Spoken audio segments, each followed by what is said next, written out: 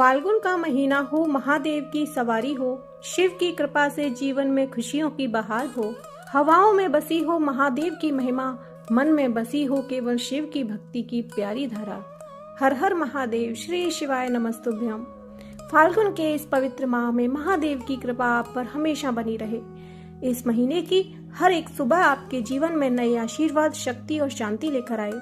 महादेव की महिमा से आपका हर कार्य सफल हो और हर समस्या का समाधान हो। ओम नमः शिवाय। आप सभी भक्तों को फाल्गुन मास महात्म्य की हार्दिक शुभकामनाएं। इन्हीं शुभ मंगल कामनाओं के साथ आज का वीडियो शुरू करते हैं। प्रिय भक्तों, हिंदू पंचांग के अनुसार फाल्गुन मास की शुरुआत इस वर्ष 13 फरवरी 2025 गुरुवार से हो रही है, जो कि अगले महीने 14 मार्च 2025 तक रहेगा।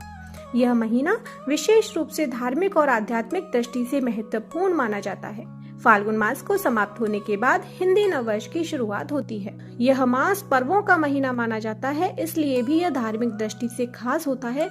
फाल्गुन मास महादेव और श्री कृष्ण भगवान की उपासना के लिए सबसे उत्तम माना जाता है। इस महीने की पूर्णिमा को फाल्गुनी नक्षत्र होने के कारण इस महीने का नाम फाल्गुन है। इस महीने को आनंद और उल्लास का महीना भी कहा जाता है। इस महीने से धीरे धीरे गर्मी की शुरुआत होती है और सर्दी कम होने लगती है।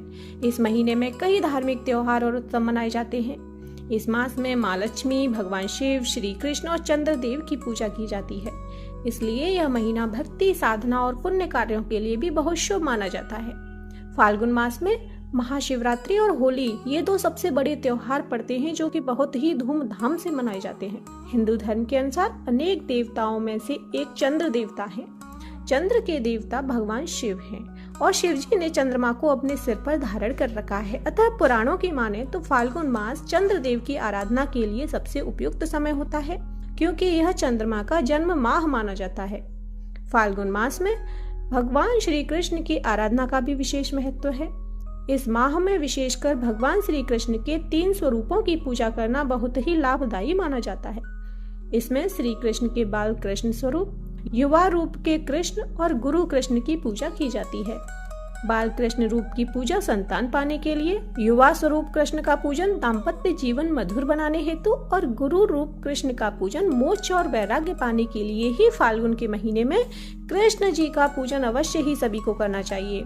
साथ ही श्री गणेश के पूजन का भी महत्व है और भगवान गणेश को प्रथम पूजनीय भी माना गया है। तो प्रिय भक्तों, अब हम सबसे पहले श्रवण करेंगे फाल्गुन मास की पौराणिक कथा और उसके बाद श्रवण करेंगे फाल्गुन मास महात्म्य कथा अध्याय 1। बोलिए शंकर भगवान की जय, बोलिए श्री कृष्ण भगवान की जय। हर हर महादेव, पार्वती पतये नमः। फाल्गुन मास की कथा के अनुसार सतयुग की बात है। उस समय एक बड़ा ही धर्मात्मा राजा राज्य करता था। उसके राज्य में एक ब्राह्मण था, उसका नाम था विष्णु शर्मा। विष्णु शर्मा के 7 पुत्र थे और वे 7 अलग अलग रहते थे। जब विष्णु शर्मा का वृद्धावस्था का समय आया तो उसने सब बहुओं से कहा, तुम सब गणेश का व्रत करो। स्वयं विष्णु शर्मा भी इस व्रत को किया करता था। अब बूढ़ा हो जाने पर वो यह दायित्व तो अपनी बहुओं को सौंपना चाहता था। जब उसने बहुओं से इस व्रत के लिए कहा तो बहुओं ने नाक सिकोड़ते हुए उसकी आज्ञा न मानकर उसका अपमान कर दिया। अंत में छोटी बहू ने अपने ससुर की बात मान ली और पूजन के सामान की व्यवस्था करके ससुर के साथ व्रत किया तथा भोजन नहीं किया और ससुर को भोजन करा दिया। जब आधी रात बीती तो विष्णु शर्मा को उल्टी और दस्त लग गई। तब छोटी बहू ने मलमूत्र में भरे गंदे कपड़ों को साफ करके ससुर के शरीर को धोया और पोंछा। पूरी रात बिना कुछ खाए पिए जागती रही। फिर गणेश जी ने उन दोनों पर अपनी कृपा की। ससुर का स्वास्थ्य ठीक हो गया और छोटी बहू का घर धन धान्य से पूर्ण हो गया। तत्पश्चात अन्य बहुओं को भी इस घटना से प्रेरणा मिली और उन्होंने भी श्री गणेश जी का व्रत किया। अतः फाल्गुन मास में जो भी व्यक्ति सच्चे मन से गणेश जी का व्रत करता है, भगवान गणेश उसकी सभी मनोकामनाएं पूरी करते हैं। बोलिए गणेश भगवान की जय। अब श्रवण करते हैं फाल्गुन मास महात्म्य कथा अध्याय 1। प्रिय भक्तों, जब भी हम भगवान को सच्चे मन से पुकारते हैं और उन्हें याद करते हैं, अच्छे कर्म करते हैं, तो भगवान हमारी सहायता करने किसी न किसी रूप में जरूर आते हैं। एक बार की बात है, एक औरत अपने 2 साल के बेटे और अपने भाई के साथ एक गांव में रहती थी। उसके पति का देहांत हो गया था और इस कारण वह अपने बेटे के साथ अपने घर आ गई और अपने भाई के साथ खेत में काम करके गुजारा करने लगी। उसके बेटे का नाम शुक्रण था और उसका मामा उसे बहुत प्यार करता था। दोनों मामा भांजा एक दूसरे के साथ खेला करते थे। कुछ समय पश्चात उसका मामा काम की तलाश में कहीं दूर चला गया और बहुत दिन बीत गए लेकिन वह वापस नहीं आया। कुछ दिन शुक्रण अपनी माँ से पूछता रहा कि मेरा मामा कब आएगा। उसकी माँ उसको बताती कि वह बहुत जल्दी लौट आएंगे, वह पैसे कमाने के लिए गए हैं। लेकिन जब वह वापस नहीं लौटा तो शुक्रण बहुत परेशान रहने लगा, सारा दिन रोता रहता और बहुत उदास रहने लगा। उसकी माँ उसे ऐसा देखकर बहुत दुखी होती थी।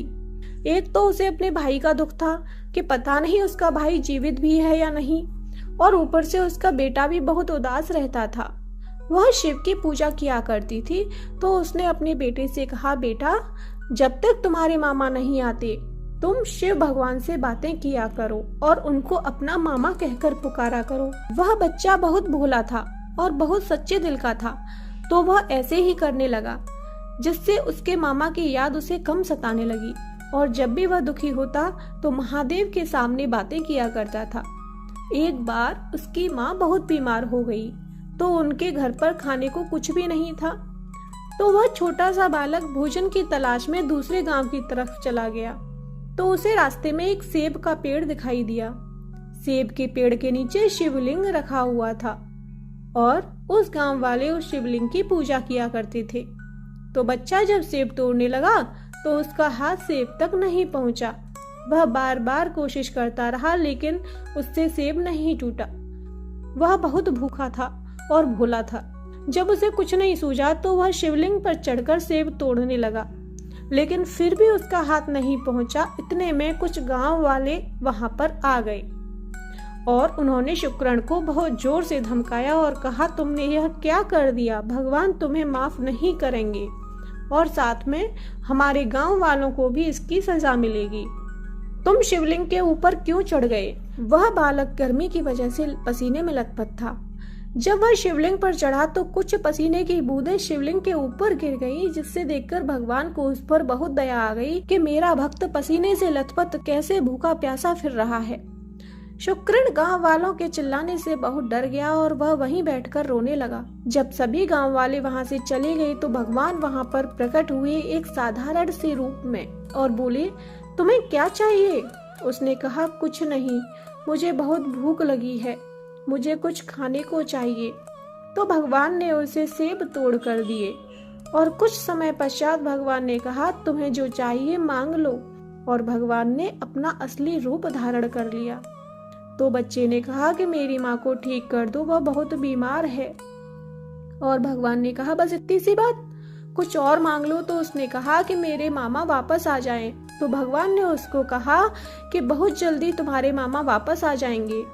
बच्चा बहुत खुश हुआ और जब वह घर गया तो उसने देखा कि उसकी माँ बिल्कुल ठीक हो गई है और उसने अपनी माँ को वह घटना बताई जो उसके साथ घटी थी।